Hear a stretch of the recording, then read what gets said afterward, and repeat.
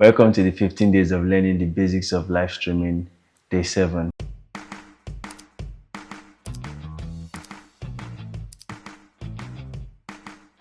Welcome to class. Today is day 7, and I'm so excited to have you guys back with me today in class. My name is Tosin Ekuba, also known as Certified, and today we'll be exploring the audio mixer in OBS. It's a crucial tool in managing our audio levels, the effect, and overall sound quality during a live production. So without any further ado, let's get into our audio mixer in OBS. First of all, let's take a look at the obvious feature that we can see here, which is the mute and unmute button. So what you want to do is that if you want to mute a certain audio input, you just click on this icon here and it's muted. And when you want to unmute, you click on it again. It's as simple as that. Now, for vertical layouts, some people like their audio tab looking like this, their audio mixer tab looking like this, while some people like it is looking horizontal like this. So if you are the kind of person that likes your audio tab like this, you just come here, these 3 dots here, click on it, then just click on the vertical layout, then it changes to this. You can also increase it if you have to see everything. And if you are those that prefer it the other way, you just click on that again and it turns like this. This is a simple way to change it from horizontal layout to a vertical layout and vice versa. Now let's look at some advanced audio properties in your audio mixer. You click the settings button behind these 3 dots, which is the advanced audio properties. Click on it. Now the first thing you're going to see is the name. Whatever your input is, the name is what you're going to see: desktop audio, mic and aux, sound card, and video play. Then the next thing you're going to see is the status. So status shows if it's active or inactive. Right now it's showing that everything, all my inputs are what they're active. The next thing you're going to see is the volume tab. Now the thing about this volume tab is that you can decide to change it to percentage. You just have to click the box here, and now you can see your volume in percentage. If it's 100%, 68%, 100%, 100%. And if you are those that like using gains, that's the decibels, dB, you uncheck the box again and you have it back to gains. Once your volume is on 00, it means it's on 100%. I put minus 3.3, so it means I've reduced my gain by minus 3.3. And if I want to increase it, I just simply raise this and maybe let's increase it by 2. It's increased by 2 decibel. If you want to do that, it's a percentage, it's the same. So now it's take it back to 100%.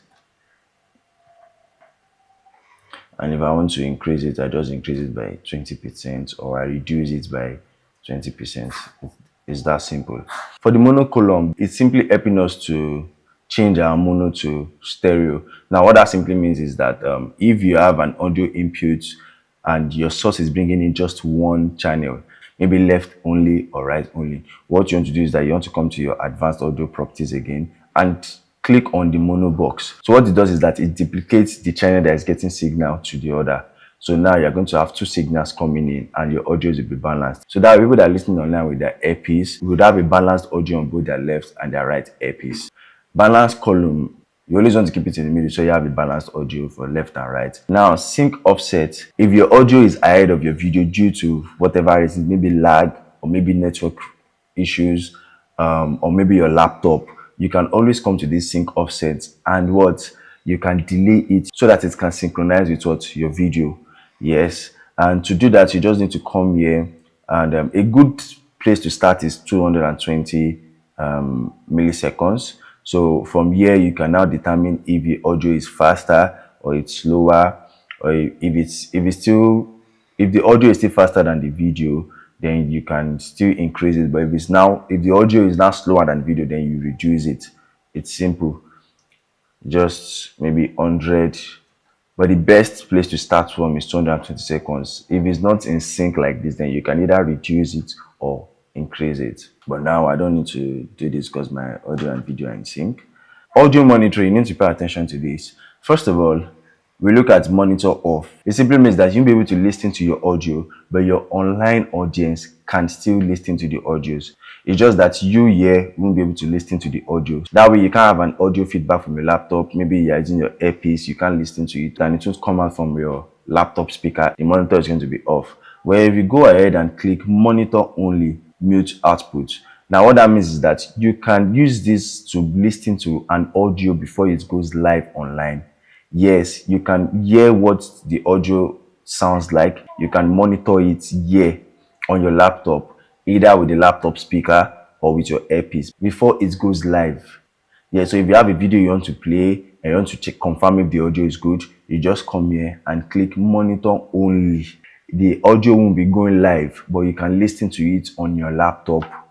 And now if you have an audio that is live and you also want to listen to it, then you now come to what? Monitor and output. So now when you click on monitor and output, it means that you can listen to the audio output here and it's also going live online. Now for tracks, for now we can just leave this alone. You just want to make sure that everything is checked. 1, 2, 3, 4, 5, 6. There's nothing you want to do with this now. You are not mixing, you are not doing anything serious. So just make sure that everything is what? Checked. Now for active sources only, if you are someone that is trying to be organized and you just want to focus on what you're doing, you want to click this active sources only. So what that does is that is only the source that are active that are going to show on your audio mixer. So if I should turn this off, see now all the inactive, you can see it now that I now have my field word audio and the status is what? Inactive. But if I should check this box again, you see that it goes away. Then you close the tab. That's all for the advanced audio properties. We have what they call the open source filter. In this filter, once you click on it, this is where you can add your audio effects.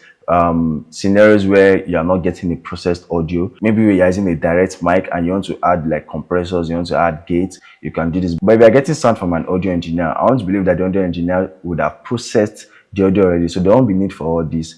Situations where you're going to need audio effects, all you just need to come to the open source filter here, you click on it, you come to the plus sign, you click on it, and you can use whatever effect you want. If it's the gain, click on gain, limiter, click on it, noise gate, you click on it, noise suppression, you click on it.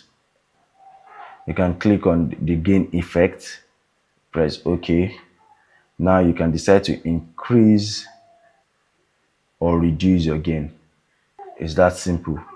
And when you're done, you just close it and the effect is there. We have the properties tab here. Once you click on the properties here, this is where you can change your audio device input. So you can decide to change it to, if I have my sound card plugged in, you would have seen it here, USB sound card, or maybe Scarlett sound card, or whatever their name is. But this one, I only have my default audio and my microphone array. That's the laptop's mic here. So if I click on this, my audio input changed to this, and if I click on this, if I click on the default back, my audio input changes back to default. I use this to check and confirm the audio input that's currently in my source, or probably maybe when I change my audio, I don't need to go back again to start importing audio from the beginning. I can just come to the properties here and simply change the device. That's it all basically on audio mixer. Mastering your audio mixers ensures that you have a smooth and professional live stream. With proper audio control, you can easily deliver high quality sound to your audience online or wherever they are without any unnecessary distractions and technical glitch. You just need to make yourself familiar with the audio mixer tab. We've come halfway to our challenge and I hope you're as excited as I am. Remember to share, like and subscribe to the YouTube channel Certified Academy. That will be all for today. See you in the next class and bye.